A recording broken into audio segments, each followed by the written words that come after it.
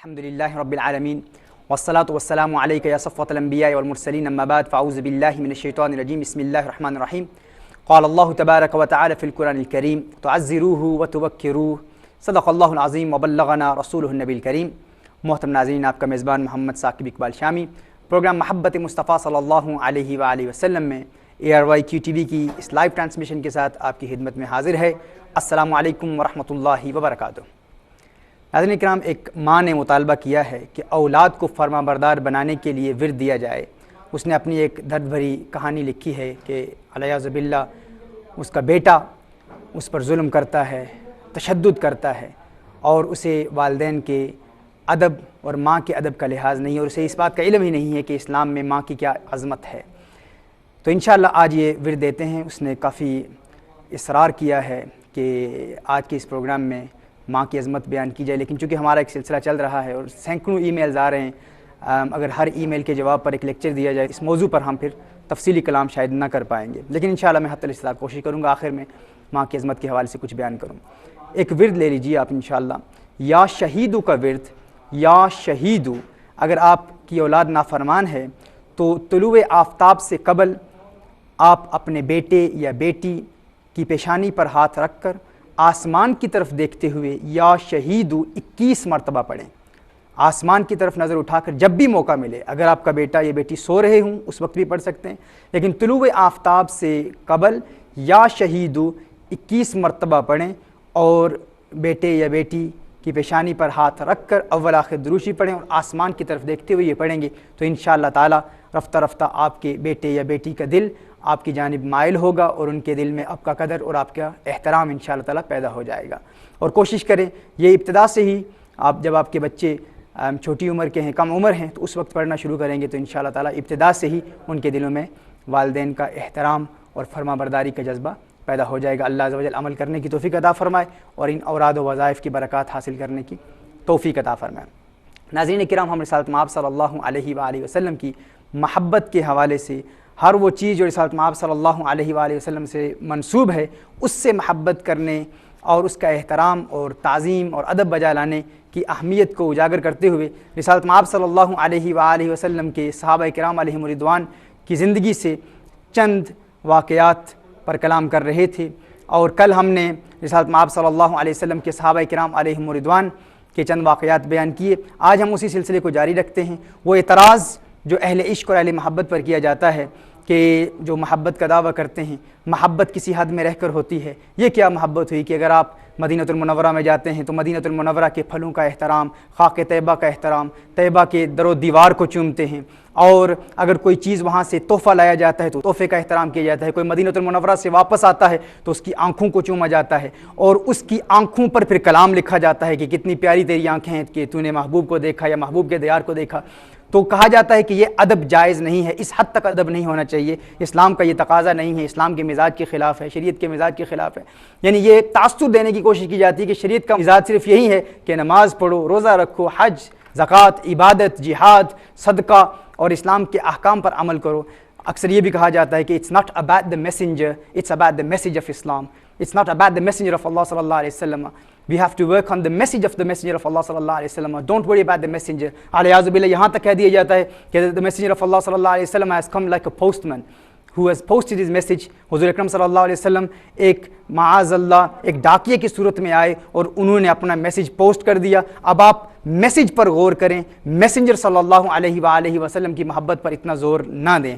لیکن ناظرین کرام، جب ہم صحابہ کرام علیہم رضوان کی زندگی کا مطالعہ کرتے ہیں تو یہ بات روزی روشن کی طرح واضح ہو جاتی ہے کہ یہ صحابہ کرام علیہم رضوان کا مزاج نہیں تھا، اور ہمیں چونکہ دین اسلام صحابہ کرام علیہم رضوان کے ذریعے ملا ہے، اور اگر ہم ان کی تعلیمات پر عمل نہ کریں گے تو وہ دین اسلام حقیقی دین اسلام نہیں ہوگا۔ اور اگر کوئی شخص کوئی نئی تعلیم دے رہا ہے صحابہ کرام علیہم رضوان کی تعلیم کے خلاف ہے اور بعد کے دور میں اس کو رائج کیا گیا تو وہ تعلیم یقیناً بدعت ہے۔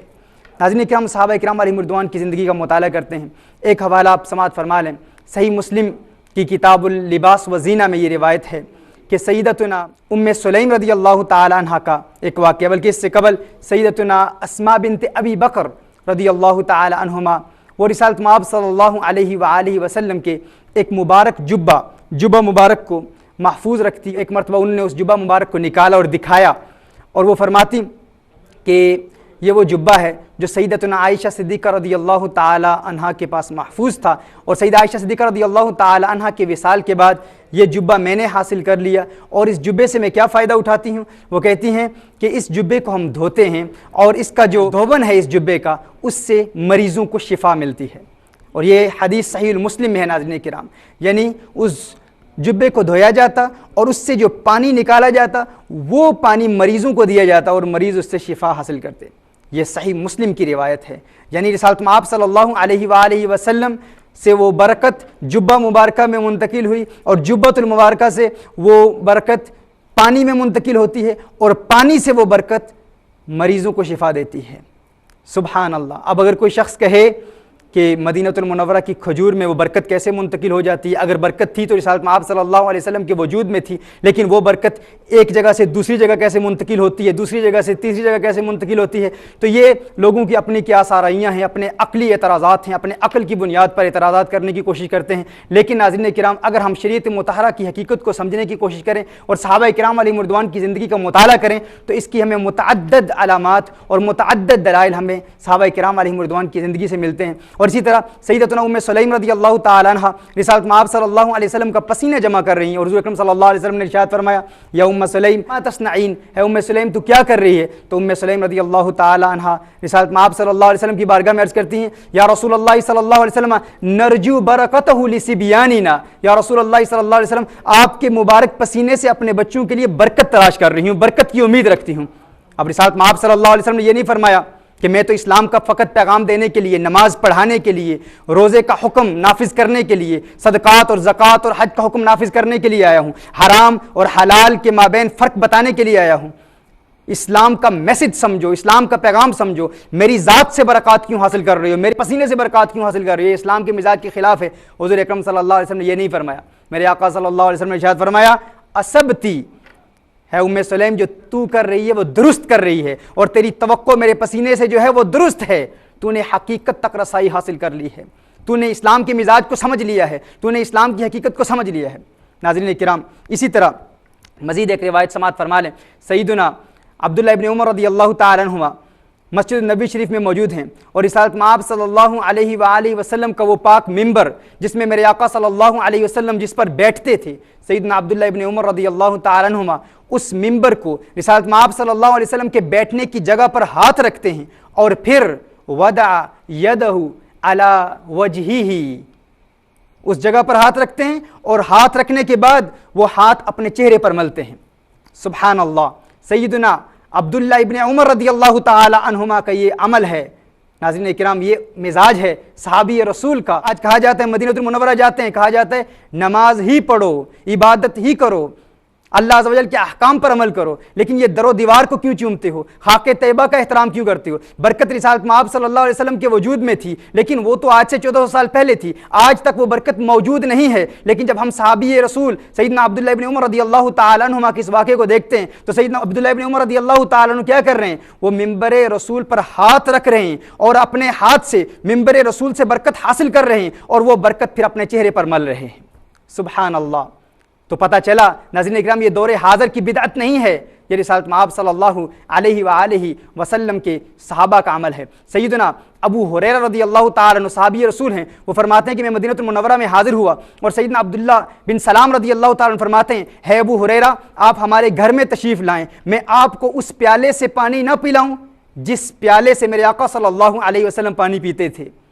سیدنا ابو ہریرہ رضی اللہ تعالیٰ عنہ نے اعتراض نہیں کیا۔ صحیح بخاری کی روایت ہے ناظرین کرام، صحیح بخاری کی یہ حدیث ہے۔ ابو ہریرہ رضی اللہ تعالیٰ عنہ نے یہ نہیں کہا کہ اس پیالے کا دین سے کیا تعلق، جس پیالے نے لب مصطفیٰ صلی اللہ علیہ وسلم کو چوما ہے، جس پیالے نے رسالت مآب صلی اللہ علیہ وسلم کے لبوں سے برکت حاصل کی ہے، اس کا اسلام سے کیا تعلق، تم مجھے اس پیالے سے کیوں پلانا چاہتے ہو؟ کیونکہ سیدنا ابو ہریرہ رضی اللہ تعالیٰ عنہ خود جانتے ہیں انہیں اگر حافظے کی قوت ملی ہے وہ بھی برکت مصطفیٰ صلی اللہ علیہ وسلم سے ملی ہے۔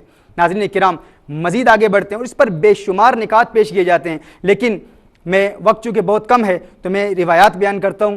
حضرت حنظلہ رضی اللہ تعالیٰ عنہ میرے آقا صلی اللہ علیہ وسلم کے صحابی ہیں، رسالت مآب صلی اللہ علیہ وآلہ وسلم نے سیدنا حنظلہ رضی اللہ تعالیٰ عنہ کے سر مبارک پر اپنا ہاتھ رکھا ان کے سر پر اپنا ہاتھ رکھا اور ان کے سر میں اپنی برکت منتقل کر دی، اپنے دست اقدس کی برکت منتقل کر دی، یہاں تک کہ جب بھی کسی شخص کا چہرہ سوج جاتا سیدنا حنظلہ رضی اللہ تعالی عنہ کی بارگاہ میں اسے لایا جاتا، سیدنا حنظلہ رضی اللہ تعالی عنہ اپنا لعاب دہن اپنے ہاتھ پر ڈالتے، اپنا تھوک اپنے ہاتھ پر پھینکتے، اپنا لعاب دہن ہاتھ پر ڈالتے اور پھر اپنا ہاتھ اپنے سر پر رکھتے، اور پھر اپنا ہاتھ اپنے سر پر رکھنے کے بعد وہ ہاتھ اس زخم کی جگہ پر، اس ورم کی جگہ پر لگاتے تو اس شخص کو شفا مل جاتی۔ سبحان اللہ۔ ناظرین کرام، یہ مزاج شریعت ہے، یہ صحابہ کرام علیہم رضوان کا مزاج ہے، یہ ان کا ادب ہے، یہ ان کی محبت ہے، یعنی صحابہ کرام علیہم رضوان یہ نظریہ اور یہ عقیدہ رکھتے ہیں ناظرین کرام کہ رسالت مآب صلی اللہ علیہ وسلم کے مبارک ہاتھ سے برکت سیدنا حنظلہ رضی اللہ تعالی عنہ کے سر مبارک کی جانب منتقل ہوتی ہے، سیدنا حنظلہ رضی اللہ تعالی عنہ کے سر مبارک سے برکت سیدنا حنظلہ رضی اللہ تعالی عنہ کے مبارک تھوک کی طرف منتقل ہوتی ہے، اور سیدنا حنظلہ رضی اللہ تعالی عنہ کے لعاب کی جانب سے برکت پھر مریض کہ جسم کی جانب منتقل ہوتی ہے اور وہ شفا حاصل کر لیتا ہے۔ سبحان اللہ۔ ناظرین کرام، یہ ہے شریعت کا مزاج۔ اگر کوئی دلائل کا مطالبہ کرے گا تو انشاءاللہ ہم دلائل کے انبار لگا دیں گے، لیکن دل میں اگر محبت مصطفیٰ صلی اللہ علیہ وآلہ وسلم موجود ہو تو وہ شخص ان دلائل کو قبول کرے گا۔ بے شمار کوسچن اس حوالے سے آ رہے ہیں، دلائل کا مطالبہ کیا جا رہا ہے، ہم بخاری کی حدیثیں پیش کر رہے ہیں، ہم قرآن کریم کی آیات پیش کر رہے ہیں، رسالت مآب صلی اللہ علیہ وسلم کے صحابہ کا عمل پیش کر رہے ہیں، لیکن اب بھی اگر کوئی تسلیم نہیں کرتا تو ناظرین کرام ضد کا علاج ہمارے پاس کچھ بھی نہیں ہے۔ مورکھ نو کی پند نصیحت، پتھر نو کی پالا، ددہ اندر کاگ نہا یہ انت کالے دا کالا۔ اگر کوئی نادان ہے، اگر کسی کے دل میں رسالت مآب صلی اللہ علیہ وسلم کی محبت موجود نہیں ہے تو دودھ میں اگر کوے کو اس نیت سے ڈال دیا جائے کہ دودھ سے جب کوے کو نکالیں گے تو کوے کا رنگ بدل جائے گا، اس کا رنگ کالا ہی رہے گا، اس کا رنگ نہیں بدلے گا۔ جو ہر بات کو عقل کے ترازو پر تولنے کی کوشش کرتا ہے، عقل عیار ہے سو بیس بدل لیتی ہے، عشق بیچارہ نہ ملا نہ زاہد نہ حکیم، اور کھیتی میرے فلسفہ کی پکتی ہی نہیں، تدبیر سے تقدیر چمکتی ہی نہیں، ہر بار منہ کی کھاتی ہے لیکن پھر بھی یہ کیا وہ کیوں سے عقل تھکتی ہی نہیں۔ یہ عقل کا انداز ہے، اور ہم نے تو عقل کے معیار پر آپ کے سوالات کے جوابات بھی دینے کی کوشش کی ہے، اور قرآن کریم کی آیات اور احادیث مصطفیٰ صلی اللہ علیہ وسلم سے واضح دلائل پیش کیے ہیں، لیکن اب بھی اگر کسی کی سمجھ میں نہیں آتا تو یہ پھر اس کا نصیب، اس کی قسمت۔ انشاءاللہ تعالی ہم اس سلسلے کو ناظرین کرام دلائل سے بھی ثابت کریں گے، اور جتنے بھی احوال اور واقعات صحابہ کرام علیہم رضوان کے بیان کیے گئے ہیں وہ رسالت مآب صلی اللہ علیہ وآلہ وسلم کی احادیث اور حدیث کی صحیح کتابوں سے وہ حوالہ جات بیان کیے گئے ہیں۔ ناظرین کرام، حضرت سیدنا ثابت البنانی رضی اللہ تعالیٰ عنہ سے منقول ہے، وہ روایت فرماتے ہیں کہ حضرت سیدنا ابو العالیہ رضی اللہ تعالیٰ عنہ جو تابعی ہیں، انہیں سیدنا انس بن مالک رضی اللہ تعالیٰ عنہ نے ایک سیب عطا فرمایا۔ وہ سیب لیتے ہیں اور اس سیب کو چومتے ہیں، اس سیب کو چومتے ہیں، وجعل یمسھا ویقبلھا ویمسھا بوجہہ، سیب کو پکڑتے ہیں، دیکھتے ہیں، اس کو چومتے ہیں اور اپنے چہرے پر ملتے ہیں، اور پھر فرماتے ہیں تفاحۃ مست کفن نبی صلی اللہ علیہ وسلم، یہ سیب کتنا پیارا سیب ہے، یہ سیب کتنا پیارا اور خوش بخت سیب ہے، اس سیب کو میں کیوں نہ چوموں، کیونکہ اس سیب نے اس ہاتھ کو چھوا ہے جس ہاتھ نے کونین کے والی کے ہاتھوں کو چھوا ہے۔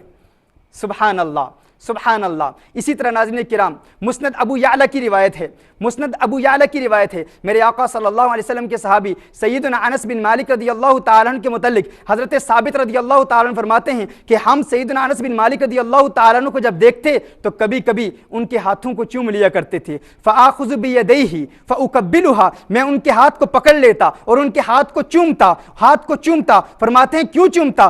چوم کر کہتا ہاتین الیدین اللتین مستا رسول اللہ صلی اللہ علیہ وسلم، ارے یہ وہ پیارے ہاتھ ہیں، میں ان کو کیوں نہ چوموں، یہ وہ ہاتھ ہیں جنہوں نے ان ہاتھوں کو چھوا ہے جن ہاتھوں نے میرے آقا کے ہاتھوں کو چھوا ہے۔ یعنی آقا کے ہاتھوں سے برکت سیدنا انس بن مالک رضی اللہ تعالیٰ عنہ کی جانب منتقل ہوتی ہے، اور سیدنا انس بن مالک رضی اللہ تعالیٰ عنہ سے برکات سیدنا ثابت رضی اللہ تعالیٰ عنہ حاصل کر رہے ہیں۔ اور پھر فرماتے ہیں کبھی کبھی جب ہماری محبت اور ہمارا عشق اپنے عروج پر ہوتا تو ہم سیدنا انس بن مالک رضی اللہ تعالیٰ عنہ کی آنکھوں کو چوم لیتے۔ آج لوگ کہتے ہیں کوئی مدینہ المنورہ سے واپس آئے تو اس کی آنکھوں کی تعریف کی جاتی ہے، ہم کہتے ہیں جنہ اکھاں دل بر ڈٹھا او اکھاں تک لیاں تو ملیا تے سجن بھی ملیا ہن آساں لگ پئیاں. کہا جاتا ہے نہیں نہیں یہ کیوں کہہ رہے ہو, کسی کی آنکھوں کی تعریف کیوں کر رہے ہو؟ ناظرین کرام یہ ہم نے صحابہ سے سیکھا ہے, یہ ہم نے تابعین سے سیکھا ہے. سیدنا ابو العالیہ رضی اللہ تعالیٰ عنہ فرماتے ہیں, وہ فرماتے ہیں ہم سیدنا انس بن مالک رضی اللہ تعالیٰ عنہ کی آنکھوں کو چومتے اور کہتے ہاتین العینین اللتین رعتا رسول اللہ صلی اللہ علیہ وسلم, ارے ہم ان مبارک آنکھوں کو کیوں نہ چومیں, یہ وہ پیاری آنکھیں ہیں جنہوں نے کونین کے والی صلی اللہ علیہ وسلم کا حسی مکھڑا دیکھا تھا. سبحان اللہ. ناظرین کرام یہ مزاج شریعت ہے, یہ مزاج صحابہ کرام علیہم رضوان کا, اور یہ تقاضا ہے اسلام کا. اور سنن الترمذی کی روایت ہے اور صحیح حدیث ہے, سیدنا انس بن مالک رضی اللہ تعالیٰ عنہ میرے آقا صلی اللہ علیہ وسلم کی ہر محبوب غذا سے پیار کرتے اور اس حد تک پیار کرتے. آج جب ہم مدینۃ المنورہ کے سیب سے پیار کرتے ہیں, مدینۃ المنورہ کی کھجور کا احترام کرتے ہیں, مدینۃ المنورہ کی تسبیحات کا احترام کرتے ہیں, تو لوگ انکار کرتے ہیں کہ یہ جائز نہیں ہے. اسلام کا تقاضا یہ ہے کہ فقط اطاعت کی جائے. لیکن سیدنا انس بن مالک رضی اللہ تعالیٰ عنہ کا مزاج کیا ہے؟ کدو شریف ان کے ہاتھ میں ہے, رسالت مآب صلی اللہ علیہ وسلم کا مبارک طعام ہے, مبارک اور محبوب سبزی ہے. کدو کو دیکھ رہے ہیں اور فرما رہے ہیں ہے میرے آقا کی محبوب طعام, ہے میرے آقا کی محبوب غذا, تو جانتا ہے مجھے تجھ سے کیوں پیار ہے؟ مجھے تجھ سے اس لیے پیار ہے کیونکہ تو میرے آقا کا پیارا ہے, کیونکہ میرے آقا کو تجھ سے پیار ہے. سنن الترمذی کی روایت ہے ناظرین کرام. سبحان اللہ. یہ مزاج ہے صحابہ کرام علیہم رضوان کا, یہ محبت ہے صحابہ کرام علیہم رضوان کو ہر اس چیز سے جسے رسالت مآب صلی اللہ علیہ وآلہ وسلم سے نسبت حاصل ہے.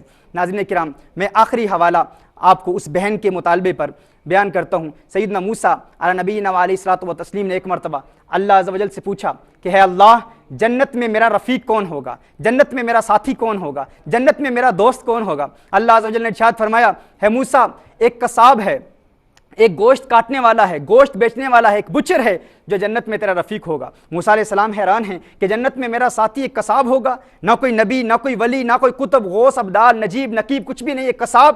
جاننا چاہتے تھے وہ کون ہے؟ اللہ عز و جل نے بتایا فلاں بازار میں اس کی دکان ہے. موسیٰ علیہ السلام جاتے ہیں, اسے تلاش کرتے ہیں, اسے دیکھتے ہیں, وہ گوشت کاٹتا ہے اور گوشت کاٹ کر بیچتا ہے. شام کے وقت جب اپنی دکان بند کرتا ہے موسیٰ علیہ السلام اس کے پاس آتے ہیں. موسیٰ علیہ السلام فرماتے ہیں میں تیرے گھر میں جانا چاہتا ہوں, دیکھنا چاہتا ہوں تیرے احوال کیا ہیں. وہ کہتا ہے وہ نہیں جانتا کہ اللہ کا نبی ہے, وہ نہیں جانتا کہ بنی اسرائیل کا نبی ہے. وہ کہتا ہے آپ آئیں میرے گھر میں تشریف لائیں. موسیٰ علیہ السلام اس کے احوال دیکھتے ہیں, وہ گھر جاتا ہے, اپنے گھر کے اندر داخل ہو کر کھانا پکاتا ہے, جو گوشت لایا اسے کاٹتا ہے اور پھر اس گوشت کو تیار کرتا ہے, روٹی پکاتا ہے. اور پھر موسیٰ علیہ السلام دیکھتے ہیں ایک انتہائی نحیف, ایک انتہائی ضعیفہ بڑھیا وہاں پر لیٹی ہوئی ہے. اس بڑھیا کو اٹھاتا ہے, بٹھاتا ہے, کھانا کھلاتا ہے. کھانا کھلانے کے بعد اس کا منہ صاف کرتا ہے اور بہت پیار سے اسے کھانا کھلاتا ہے, پانی پلاتا ہے. جب اس بڑھیا کو لٹاتا ہے, جب وہ بڑھیا لیٹتی ہے تو وہ کچھ کہتی ہے, اس کی زبان سے کچھ کلمات صادر ہوتے ہیں. موسیٰ علیہ السلام کو سمجھ میں نہیں آتے کہ یہ کیا کہہ رہی ہے. موسیٰ علیہ السلام نے پوچھا ہے قصاب تو بتا یہ بڑھیا کون ہے؟